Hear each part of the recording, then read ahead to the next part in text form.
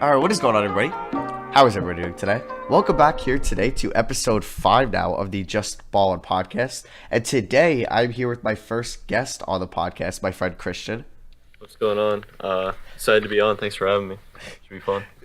Yeah, so we're going to be talking about a couple things here today. We're going to start off with the Knicks mess, their press conference they had after the loss against Cleveland about a week ago. Melo signing with the Portland Trailblazers, and then we're both going to give our top 5 in MVP at the moment, who we think should be ranked 1 to 5 in the MVP voting, and then we're going to answer some mailbag questions. All right, yeah, so the first topic we're going to be talking about is the Knicks mess. Now, Scott Perry and Steve Mills held a press conference after their blowout loss against Cleveland the other week, where they ended up losing 108 to 87 at home. And yeah, this was pretty shocking. What do you think about all this, Christian?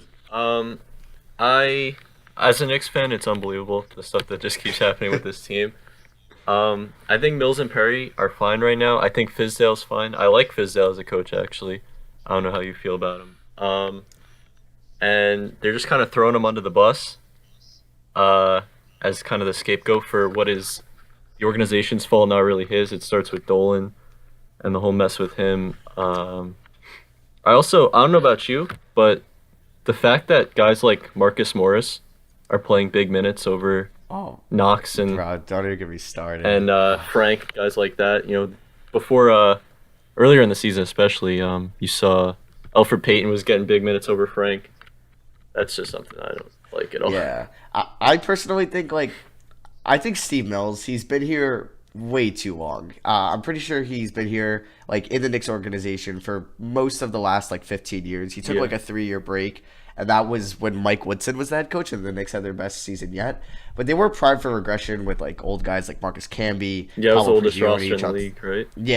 Yeah, they were getting so many minutes, so they were primed for regression anyway. So I'm not gonna hate on Mills for when that team fell apart, but I think it's time for a change. I like Scott Perry, though, like you said. In 2017, he drafted Frank Neal. Well, I'm pretty sure mainly Frank was because of Phil Jackson. Yeah, Phil Jackson. They got Damian Dotson in the second round, which, if you're getting a rotational player in the second round, that's very solid. And then 2018, they had, I've talked about it before, they had an incredible draft with Trier, Robinson, and Knox. That's a very solid draft. It was a very good draft. Yeah. But, just this offseason, obviously they struck out on Kevin Durant, struck out on Kyrie Irving, and they didn't trade for Anthony Davis. He wanted, he wanted to come. And obviously I kind of liked the Randall signing at the time. What did you think about the Randall signing? The Randall signing, I wasn't the biggest fan of at first, and then when I saw the term that they can opt out after 2 years, I think it is, right? Yeah. 2-year, 3-year, it's 2-year team option. I mean, it's slow risk. Yeah. And he could be a bridge player to get you to better times. Yeah, they signed him when he was 24, but I expected him to be their number one option this year, and I was fine with that. He's coming off a 21 points, 8.5 rebound season. Yes, that was with Anthony Davis being hiatus for most of the year, but still, you'd expect some promise out of a 24-year-old that kind of had a breakout year for his position, but he has been nothing short of disappointment this year. He's averaging 15 points, 10 rebounds. He's actually been a very good offensive rebounder. Don't get me wrong there. He's averaging almost 3 a game, but he's shooting at an effective field goal percentage of 44%. He has taken, I want to pull this up, he's taken 45 threes this year. 45. He's hit 9 of them. He's taking 3.5 a night, and he's shooting 20%. He also, what pisses me off so much about, David Fizdale not fixing this is him bringing up the ball. I don't think he should ever be the primary ball handler. No. Let RJ or let Frank be that, or DSJ when he's in, or even when Elfrid Payton comes back. Don't let Julius Randle be the primary ball handler. He's averaging 4 turnovers a game for a power forward, which is incredible because these aren't on steals out of the post. These are him trying to be fancy with his ball handling on the perimeter, and it's just, I don't know. It's very frustrating to watch as a Knicks fan. I think Fizdale hasn't been good as a head coach. I do think that they should be winning more games with this roster. Last night, I think it was the final 4 possessions. Julius Randle was cold the whole game, and then he hit 3 straight shots, which was huge for them. But then he's demanding the ball for the final shot that they were going to get to maybe go by 2 possessions. And Devontae Graham would have tied the game at least, not taken the lead. And he takes a wild run-in floater with his like offhand, and he bricked it and didn't even hit the rim. And it's just stuff like that where I don't know. He took the final shot as well. That I think David Fizdale put in Wade Ellington, who didn't play at all the The whole whole game, game. yeah. And he took out RJ Barrett, who was having, I thought, his best game as a pro, at least efficiency wise on volume. I don't know. It's been a lot of up and downs for the Knicks this year. Like, I think Kevin Knox needs a little bit more playing time. I'm not gonna I say he agree. should be playing more than Marcus Morris, but yeah. Um, yeah, kind of going off that a little bit. Nah, Randall loves to hold on to the ball in the paint. Yeah, He it's does not give it up at all. He just holds on to that thing. Morris loves to do the same thing. I feel like he loves to hold on to the ball forever. Um, Speaking about RJ and his best game as a pro the other night, I really like the way he's playing. he's playing Um, good. He's confident too. what do you think his ceiling is?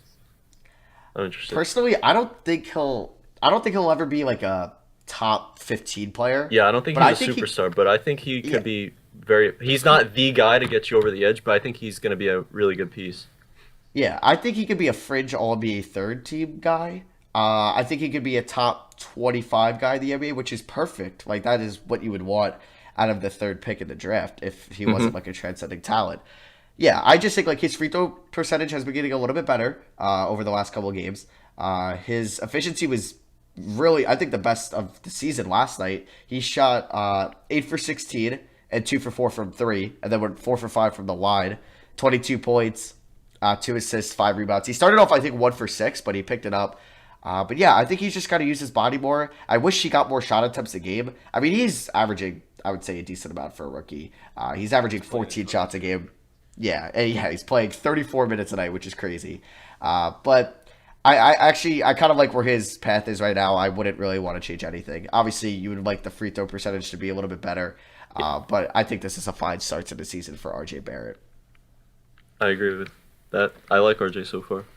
Yeah. How do you feel about Frank's defense as of late? It's been getting elite. Like Frank it's really is, good. if he can just become competent on the offensive end, he's going to be Yeah. a really nice piece as a rotational player.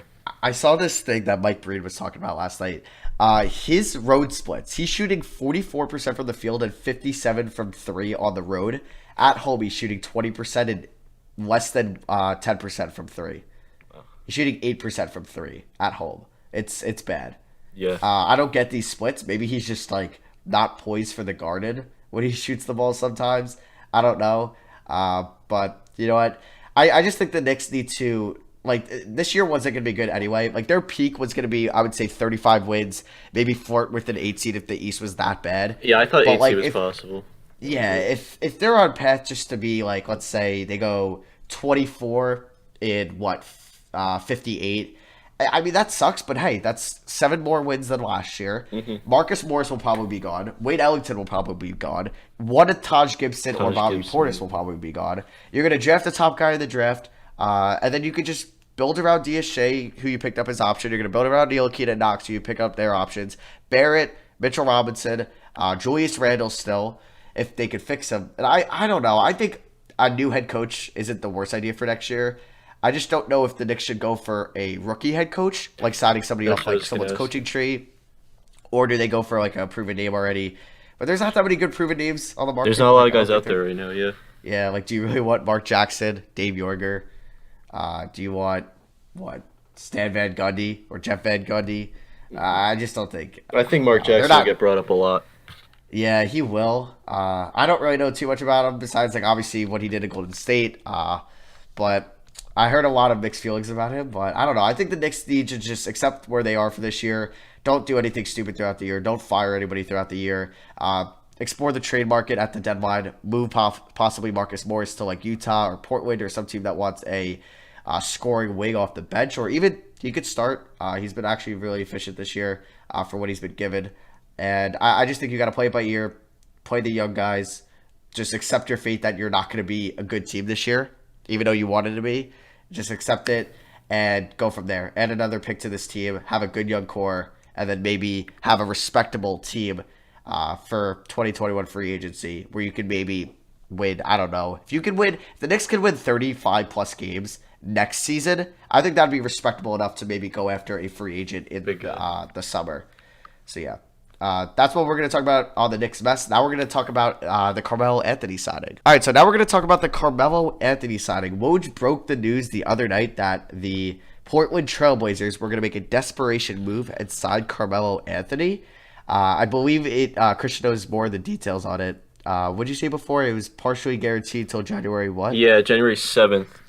January 7th. As long as he's on the roster, if he doesn't get waived till then.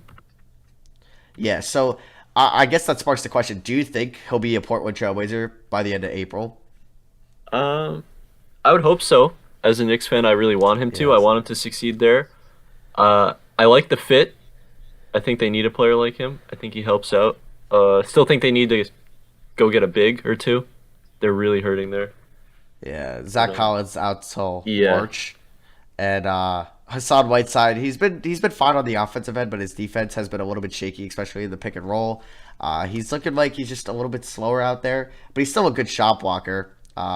He's averaging 2 blocks per game. I just think Melo. I don't want him to be a scapegoat, but I don't want him to have like the volume we've been seeing of Melo. Yes. Like I don't want him taking more than 12 shots a night, maybe even 10 shots a night, because I don't think you're gonna get that much efficiency out of Melo still. But like I think when Collins comes back, when Nurkic comes back, Nurkic they if need. he's like, yeah, if he's like their 8th guy in the rotation, I think that's solid. Play 10 to 15 minutes a night, go in, work his isolation with Anthony Simons, Kent Bazemore if he's still there off the bench, Nasir Little, Mary Hazonia, who's ever out there. Let him be your offensive guy off the bench, and don't expect anything more out of that. I still think they should make a trade. I've talked about Kevin Love, talked about Daniil Gallinari, Marcus Morris. I think they would all be solid fits. I mentioned Thad Young on Twitter. I'm just trying to think of like low cost power forwards that could spread the floor, but also play a little bit of That Young's defense. interesting. Yeah, Thad Young is He interesting, does but I know Bulls fans. everything. Yeah, they love him and they say he's like their leader of their team, which he is like I believe one of the oldest players on the roster, if not the oldest player. But I think if Chicago like they were able to get a first round pick for him, I think you have got to to do take that, Yeah. right? For like you're still a rebuilding team. Thad Young is 31 at the moment. He is going to be 32 by the time this season ends, and he signed, I believe, a 3-year deal. Yeah, he signed a 43 and a half. Just about. Yeah, so like I don't even know. Like you're gonna be paying him 14 mil when he's 34, 35. If you could get a first round pick for that, I mean, I think you should take that. But yeah, I think Portland. I like the signing. I'm so happy for Melo. Yeah. But yeah, if you had to say one player you would like to also see the Blazers add at the 4 or the 3 even, I guess the 4 because Hood will be the 3. Who do you think they should go after? Like the one guy they should go after. You said Kevin Love. Kevin Love is interesting. I'm not sure that's something you'd want to go after though. I think he's very interesting though, because He's expensive. he's expensive and They're gonna he's have to pay the luxury definitely tax. regressed. Yeah. But he's not. If he goes to Portland, he's not going to be asked to do what he's being asked to do right now. Yeah, he can space the floor. Still a solid rebounder, but his contract this year, 29 mil, 31 mil, 31 mil, 29 mil. It's a hefty contract. They're already paying Dame. They're already paying CJ all this money. They're going to probably look to maybe try to re-sign Hood in the offseason. They're going to pay Nurkic eventually when his contract comes up in, I think, 2 years or something like that. He's definitely an expensive option, and you're probably going to have to give up a first More and than Simons most. or Yeah. Nasir Little. Yeah, so I think Gallinari, I think, could be a perfect fit. You give a lottery protected first, so it'll be a late first you're losing anyway. You throw in Kent Bazemore as a salary match, and you're getting a good stretch for. Doesn't really help out the defense that much, but I guess in that case, if you're just scoring, I guess you really don't need to defend that much if you're going to be one of the best offensive teams in the league. But if they were looking for, like, I guess, a medium between offense and defense, I do like Thad Young a lot because I think he's still a solid defender. At least more towards the paint than the perimeter. But yeah, I like the Melo signing. I think they were actually a team to go after him. That I think he'll actually give a fair shot. I think Terry Stotts will actually use him correctly. Maybe not like D'Antoni did or Billy Donovan did. But Yeah. yeah, I think we both like the signing for Carmelo Anthony, and we're both happy for him. Yeah, one more thing. I like the spot too of Portland. It's kind of out of the way of, it's not a New York, it's not a Houston, where these Yeah. teams, they're not going to be on national television, 20, 30 times a year. He's going to be able to just kind of do his thing. And I think that's good for him because he kind of tends to be scapegoated, as you said. Yeah, they're 5-8 currently. They're tied for the ninth seed in the Western Conference, so they definitely needed to make a move. They were just it just wasn't going well for them. Yeah. They've just been dealt with so many injuries to start the season, They're a and they've playoff been team. yeah, they are definitely a playoff Definitely. team on roster. I would say they're even better than some of the teams that had them, like OKC. I would still think they're Yes. better than Dallas. Uh, but yeah, I just think that this move was. It's not going to make them put them over the edge. No. Like now they're a finals contender, Just but I another think this is piece. definitely yeah, it's another bench piece to add, and I think it'll help them more than hurt them than some of the other guys on their roster currently are. All right, guys. So now we're gonna do a segment where we're gonna be giving you guys our top five in the MVP voting at the moment that we think are the top five candidates for the most valuable player award. We're gonna be doing this from 5 to 1, and we're gonna both give our fives, then our fours, and then etc. So yeah, we're gonna debate here a little bit on why we think X player should be at X spot. So yeah, Christian, you want to start off with your fifth player currently at the MVP? Five, I had a lot of trouble deciding the last guy. I was between Cat and Siakam. Okay. I'm gonna give the slight edge to Cat.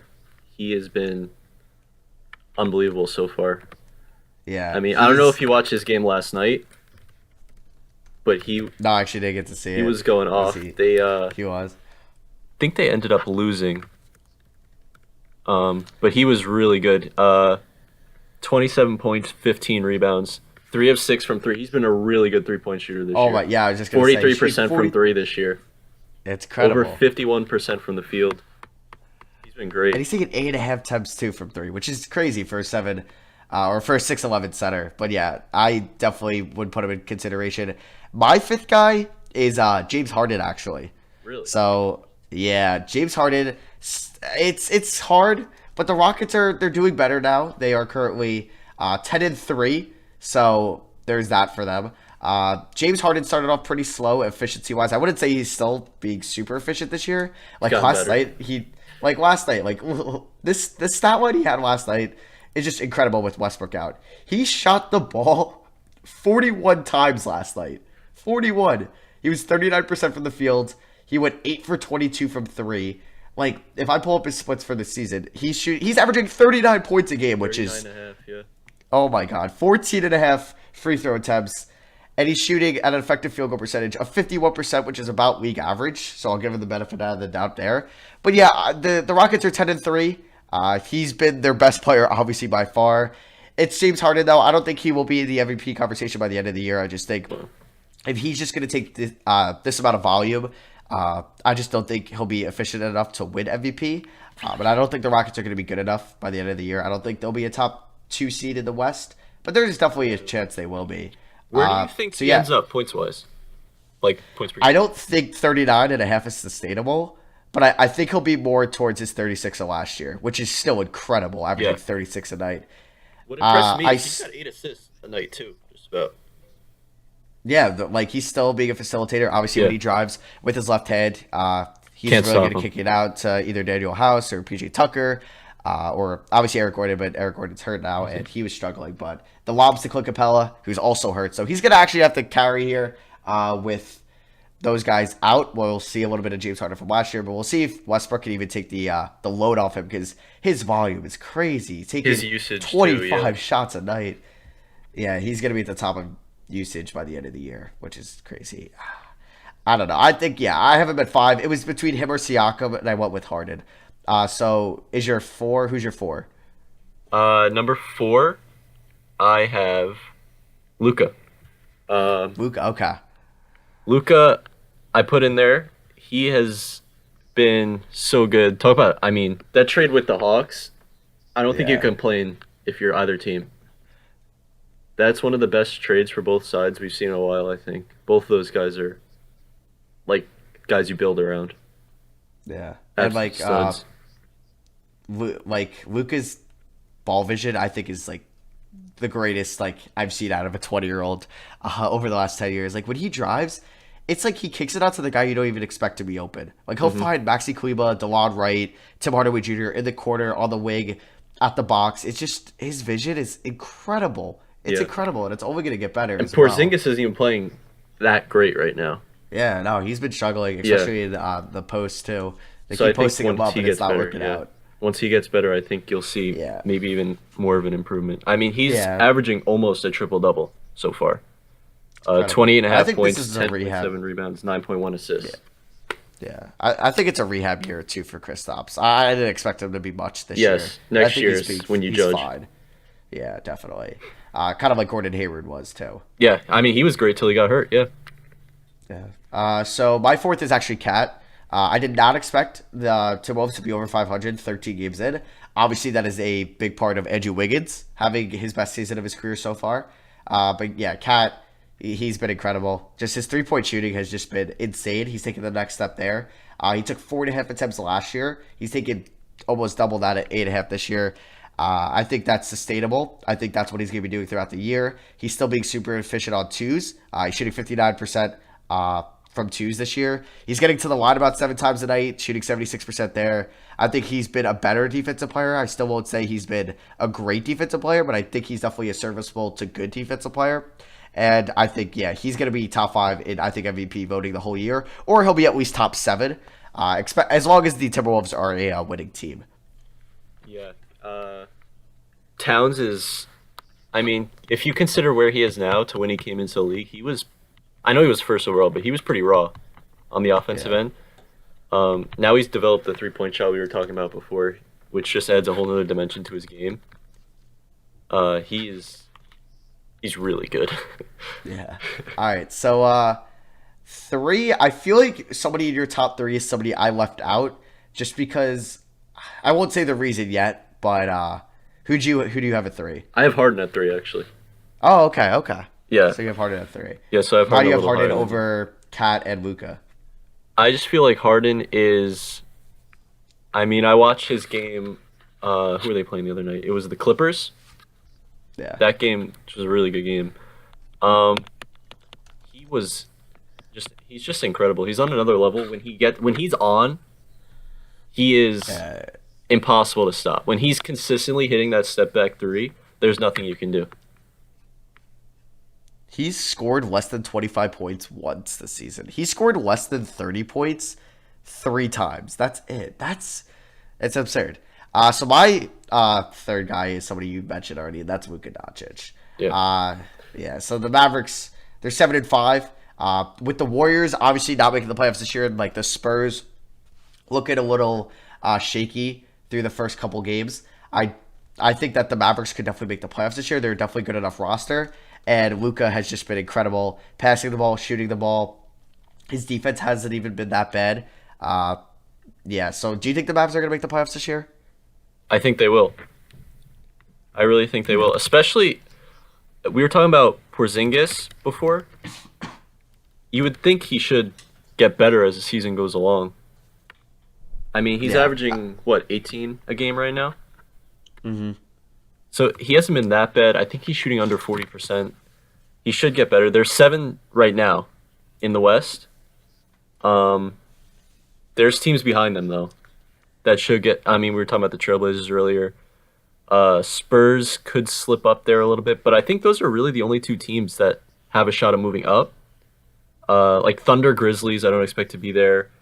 And then the other teams at the bottom, I expect to stay at the bottom. All right, so now we're going to give our top 2 in MVP this year. So there's going to be one player each of us left out that I think it might be the same player, or it might be the other one on the same team. So I'll say my second pick in MVP. I have LeBron. I have LeBron Is that too. the same? Yep. Okay. So I think we left out the same guy. Yeah, Anthony Davis. Yep. Yeah, I like wanted to put Anthony Davis in there over possibly Harden, but I just didn't want to put another Laker in. But it's definitely, I think, perfectly fine if you think Anthony Davis is an MVP guy at the moment. He's been incredible this year, but I just wanted to put one Laker, and I think the better Laker so far this year has been LeBron, which is just still crazy to say. Him being 34 years old, almost 35, 24 points. He's leading the league in assists. I think That's he's the most peaking as a impressive thing passer. I think about him Yeah. so far. I think he peaked as a passer last year or even the year before, and I think he's just getting better. I think this is the best he's been as a playmaker, at least facilitating the ball. He's been efficient this year. I wouldn't say from threes, though. He's shooting about 30%, but his effective field goal percentage is 52. He's been efficient on twos, being 54% from there. His defense, which has been solid, it's been actually really good this year, his It's defense, been better than which expected. yeah, it got a big. He got a lot of criticism last year for his defense, so this is nice to see LeBron actually proving people wrong. He's leading the league in assist percentage at 51%, which is very high for qualified guys at the current moment. And yeah, LeBron has been nothing short of incredible to the Lakers 10-2 start, and he's proving people he's not done yet, and he's still one of the best players in the NBA. Was that the same similar reasons to why you had LeBron at two? Yeah. Last year, I don't want to say you could throw it away, but he wasn't healthy. Um, Yeah.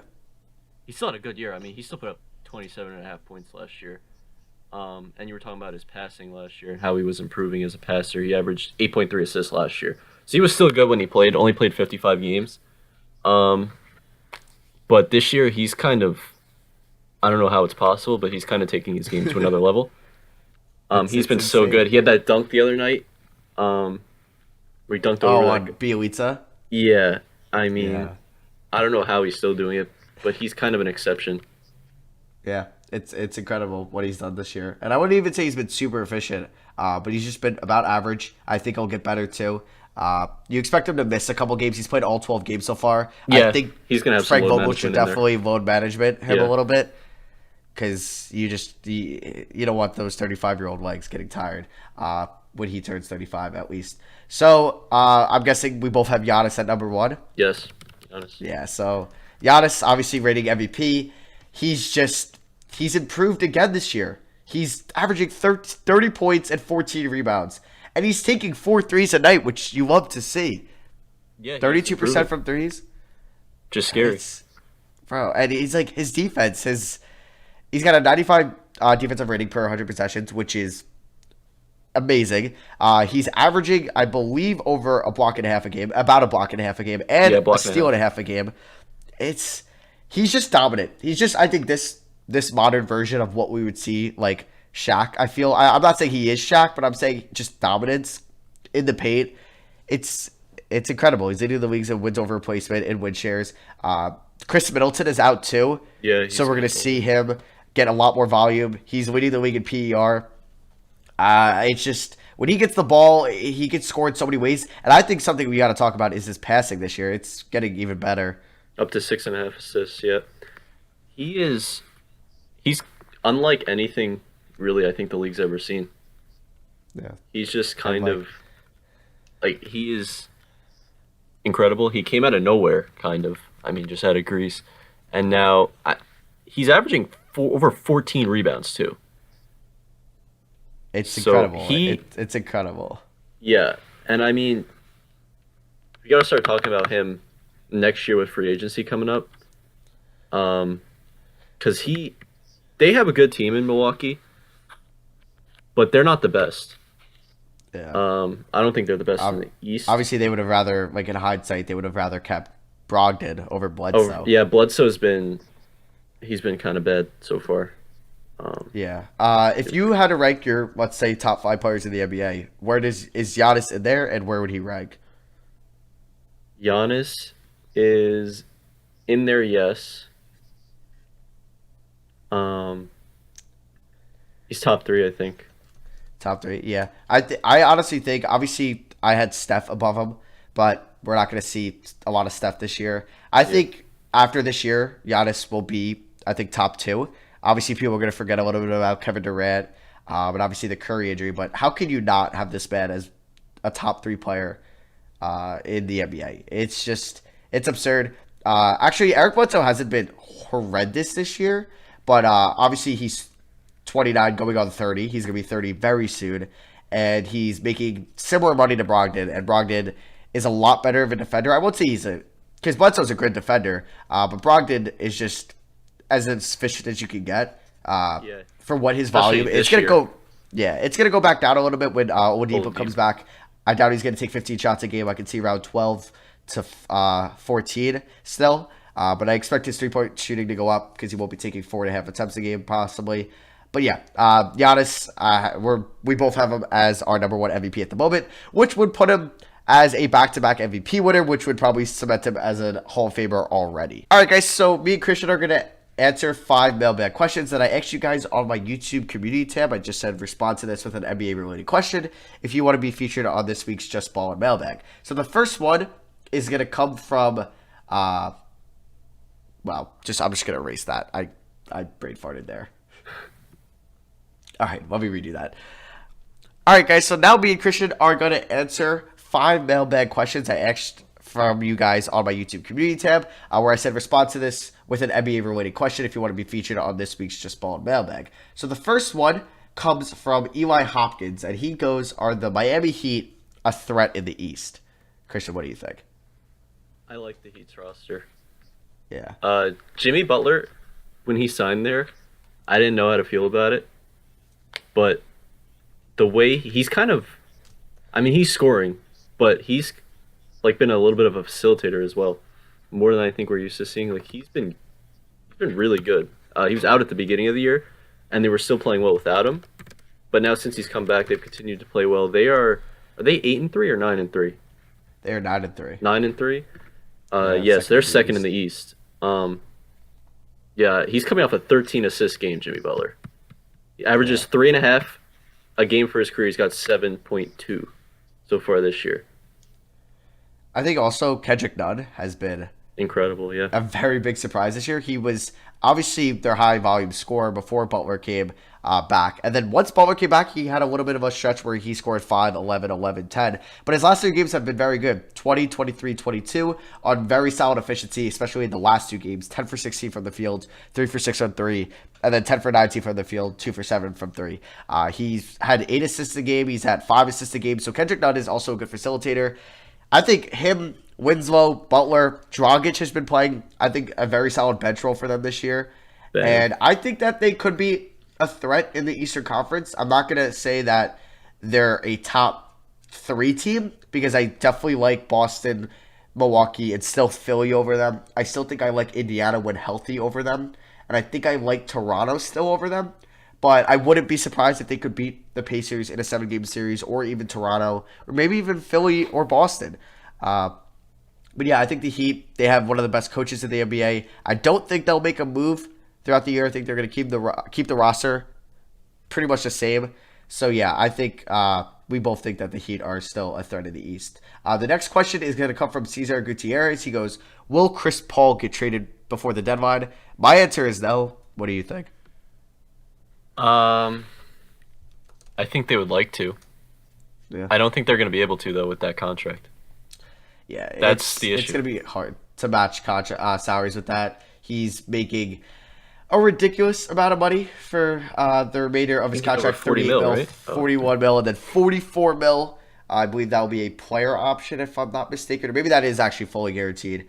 But yeah, Chris Paul, he's still been fine this year. I think that he has taken a drop-off a little bit, but he's still a good point guard. He would be traded 100% if he wasn't making that much money, but I just think his contract is just going to limit the amount of teams that would want him. I would say maybe like it was Miami or like Detroit that would maybe try to look for him, but I just don't think it's going to happen. Yeah, Gilgeous-Alexander's been really good for them so far, too. Yeah. He's been good. They shooter, they play big minutes, so they definitely want to move him. They have guys that they want to play, younger guys, but it's just tough to do. And I think they want to move Gallo too. Let Hamidou Diallo get more minutes because he's been a very good defender for them. Mm-hmm. And then obviously Gallo, we'll see if they move him or Steven Adams. So the next mailbag question is, should the Hawks semi-tank this season and try to go for more of a top 10 pick, or go into win now mode and try to be a 7th or 8th seed in the East with a first round exit? I personally think they are currently 4-8, but the East has been pretty bad so far, so they're a game and a half out of the 8th seed. I think that they should kind of just develop their young guys, give Cam Reddish a lot of volume, give DeAndre Hunter. Kevin Huerter's out currently, but when he comes back, still give him his minutes. But yeah, Trae Young has been amazing this year. Continue to build around him. Collins is still out with his suspension, but I think that the Hawks should just keep the roster the same, don't be buyers at the deadline. Don't go after a DeRozan or anything. Don't fall into that trap. But yeah, I think that they should just keep the roster it is. If they make the playoffs, they make the playoffs. That's good. Good for experience for the young guys. But if they don't, I don't think it's the end of the world. I agree with everything. I also think they shouldn't go after anybody. Don't give up assets out on your team now. They should just stick with what they have. Yeah. They have a really good young roster. I mean, if Hunter on the defensive end is already elite, I'd say. I think he might be one of the best perimeter defenders in the league already. And Cam Reddish is, I think he's going to take some time to develop. But they have good young players. Trae Young has been incredible. When he came into the league, I did not think he would be this good, this fast, or really at all. Yeah. Like, I did not think he'd be this good. Yeah, Incredible. I think Hunter's been solid. I wouldn't say he's one of the best perimeter defenders, but I definitely think he's showing some promise. He could definitely develop. He's a I good just don't think defender at to the start. moment. Yeah, Cam Reddish has been pretty bad this year. Pretty bad. He's shooting 25% from the field, 19% from three. He's not been good on the defensive end either. He's been an extremely negative player this year. And yeah, he's just gonna have to develop because he's only 20. So he just turned 20 about 2.5 months ago. So you got to give him time. Mm-hmm. And Trae Young. I think Collins is a very startable power forward, even on a winning team. And they're just gonna have to look, I think, for another wing. That I think personally, Hunter, Collins, and Young could be a nice trio in the starting five. And if you add another good big or another if you add like a center or a power forward / center, and then you add another two guard that's maybe better than Kevin Huerter, I definitely think they can make some noise in the East. So the final question we're actually going to talk about here is all-star starters so far. That was asked by Drew Basulto. So yeah, we're going to get 5 guys from each conference that we think should start in the all-star game. Now, this is pretty tough because we're doing this off the top of our head. What do you want to start with first, Christian? Do you want to go East or West? Let's go West. All right, so definitely, I guess going off our MVP, we definitely have to have LeBron and Luka in there, right? Yeah. LeBron, Luka, Cat at the 5, AD at the 4, I'd say. Harden at the 2, with Luka or LeBron at the 1 and 3. Yeah. Or do you think somebody else should be in there? Do you think a Kawhi? Do you think would be in there? Do you think maybe a Nikola Jokic should be in there?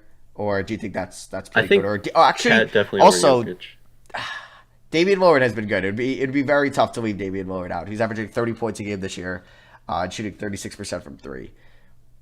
Yeah, and then you got to factor in George too. Yeah, when Paul He's George. back. Yeah, the West is really good. It is really good. I think if I had to make it right now, like based off what we've seen this year, I would go LeBron at the 1, Harden at the 2, Luka at the 3, AD at the 4, Cat at the 5, with Lillard being like the odd man out. But I think Lillard would belong in there. I'd go with the same thing. Yeah. I'm just trying to think if there's anyone else. Even though Donovan Mitchell has been great too, I just don't think he would make the starters. Devin Booker, same with him. So yeah, I think we're pretty good with that. Okay, so Eastern Conference. Definitely would have Giannis and Siakam. Siakam are in there. Okay. Now this gets tricky. Do you put Kyrie in, even though the Nets are 5 and 7? Or do you Trae Young? Kemba? Actually, Kemba. Trae Young. I think Trae Young and Kemba would both make it as like the 1 and the 2, because I don't know what shooting guard you would think that's. I mean, I guess Jaylen Brown has been really good this year. Jimmy Butler, but I don't know if Jimmy Butler's all-star starter worthy. Brogdon too. Yeah, the East is I just tough. don't know if he could be a starter, but he's been really good so far. You could start him at the 1 or the 2. Okay, so let's say you had Giannis. Okay, so would Giannis or Siakam take over the center role, or would you have like Andre Drummond in there, or would you have like maybe a Joel Embiid, even though he's had missed games already? I mean, Drummond is averaging 19 and 17. I think you could put Siakam at the 4, Giannis at the 3, and maybe throw an Embiid at the 5. Yeah, Embiid. I mean, he's only played 8 games, but he's been incredible in those 8 games, at least efficiency-wise and scoring volume-wise. All right, so we would have Giannis, Siakam, Embiid, holy height at the 3, 4, 5. And then I think I would have Kemba and Trae Young in the backcourt, even though one's not. Yeah, I think Kyrie right now is just because they're not on winning. The bench. Yeah, I mean the Nets do have a better record than the Hawks, but I don't know. I think it would be a debate. Kyrie or Trae Young over them for the fifth spot because the Celtics have the best record in the NBA. So you got to have them. Mm-hmm. You got to have at least one player there. That would be Kemba. But yeah, Kyrie's been really good this year.